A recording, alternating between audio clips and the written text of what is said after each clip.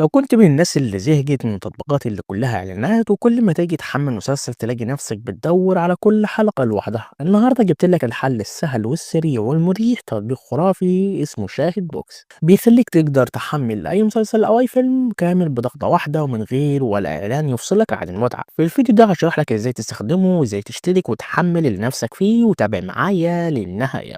أول حاجة هتلاقي لينك التحميل في أول تعليق تحت الفيديو، اضغط عليه وحمل التطبيق بكل سهولة. بعد ما تفتح التطبيق لو عندك حساب هتدخل رقم موبايل وكلمة السر، ولو لسه جديد دوس على اشتراك وهيحولك على الواتساب علشان تفعل حسابك ب 30 جنيه في الشهر بس. طب ايه المميز اللي يقدر يخليني اشترك 30 جنيه في الشهر بس؟ تقدر تحمل مسلسل كامل 30 حلقة في ملف واحد بجودة عالية 480 أو 720 أو 1080، أفلام كاملة HD بدون تقطيع ولا رابط مزعجة. مفيش ولا إعلان واحد جوه التطبيق. الدعم الفني شغال 24 ساعة سواء على واتساب أو تليجرام أو فيسبوك أو حتى يوتيوب.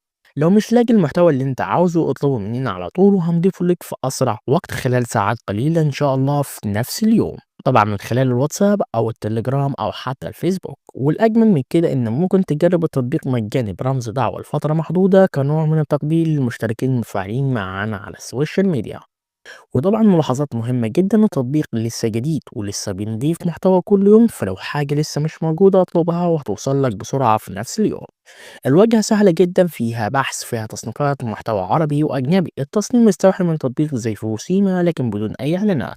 وطبعا الناس اللي جربوا بفوسيما طبعا التطبيق عجبهم، بس مشكلتهم الإعلانات.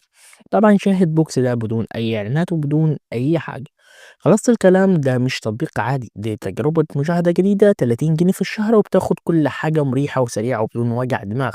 حمل التطبيق دلوقتي من أول تعليق وابدأ استمتع بالمحتوى اللي بتحبه من غير ما تضيع وقت في البحث أو الإعلان. وما تنساش تعمل لايك للفيديو ده وتشترك في القناة عشان توصلك الشروحات الجاية، ويلا سلام.